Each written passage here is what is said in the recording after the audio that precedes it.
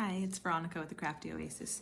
Today I just wanted to share the new design of my homeschool planner. So I have 3 children and I homeschool 2 of them.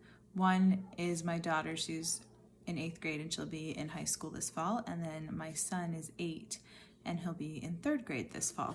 So when I was designing this planner, I wanted to also incorporate a place for grades and things like that. So we've got the planner with tabs. I may make the tabs smaller. This is what I call my macaroni prototype, and if you know what that's from, then you can leave it in the comments. But so I always make my first edition that's printed out and everything so that I can get a feel for it myself.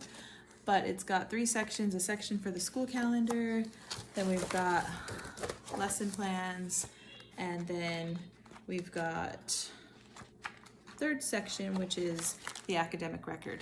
So within the lesson plans, we've got a section for field trips, field trip ideas, and then we've got enrichment budgeting for each child. So it's just got a few things such as class activity, number of classes, venue, cost. Does it accept vouchers for those of you that go through a charter and get homeschool vouchers? That can really help have your children participate in enrichment activities without taking from your family budget. And then also contact info. Then we've got each month my children go to school from May through September, and I also just wanted to show, so I've got the monthly glimpse. This is a kind of a monthly where you can put the monthly calendar and some of those more concrete things that you have planned.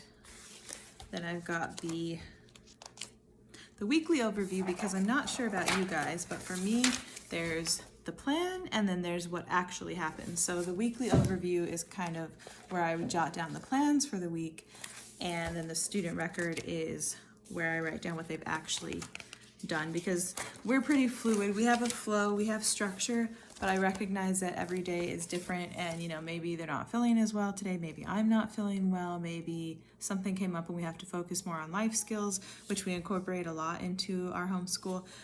So there's that flexibility. So this is where we would record what they actually did, and there's a section for notes on most of the pages. And then once we get into the academic record, we have a section for attendance. So for me, the way that I designed it for my kids, and this is great because it can help if you're homeschooling 1 or however many children. For my children, I did columns. So like my daughter will go here, and then my son. But I might, if I decide to sell this or make it available to other homeschooling families, I might just do a whole chart for each child and then make it bigger. So I'm kind of playing with that idea, but that's where you record the attendance. And then weekly grades. So I don't always grade, but I think especially since my daughter's going into high school, I do need to get more in that habit. We were being pretty flexible with not grading. We had a little break from that a couple years ago. We stopped being part of a charter school and formed our own private school. So for those couple of years, we haven't been grading, but we'll get back to that, at least for my daughter, and I still will take all of this over to the official transcript. So the last part of it is the semester grade.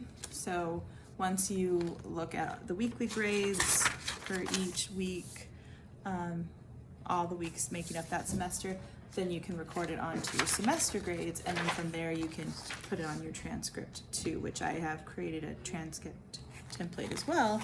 I was a little bit nervous about homeschooling my daughter because she's going into high school, but then I sat down and I revisited the California Department of Education website and printed out the requirements, which we honestly meet or exceed every year's standards anyway. We just don't approach it the same as a traditional public school. And then also something that was daunting too was the creation of the transcript and just the gravity of that, the amount that that can impact her potential future, especially if she were to decide to go to college later. we know right now that she doesn't desire to go to college right after high school, and that's fine. It's totally her choice, because I feel like sometimes people, when they're younger especially, are sometimes told or pushed to go to college right after high school, but they may not really know what they want to pursue. So sometimes I feel that it is better to go later. And so if she does do that, we have those official records, and then also just for record keeping anyway, which I keep records, but again, it's more for the official, what's after high school and homeschool. And so doing all my research and seeing other families do it, and then redoing my record keeping system and my planner actually really helped me boost my confidence. So I'm actually really looking forward to high school for my daughter, and then third grade for my son. And so what we're going to do is we're really going to be able to incorporate so many things that she loves to do, which we've done, but we'll continue to do that, and she'll still meet or exceed the state standards and still really be able to dictate more of her day. So if you found this homeschool planner helpful, let me know. Let me know how you plan, or if you have multiple children that you homeschool and multiple ages, and I would love to have your feedback. So thank you. Take care.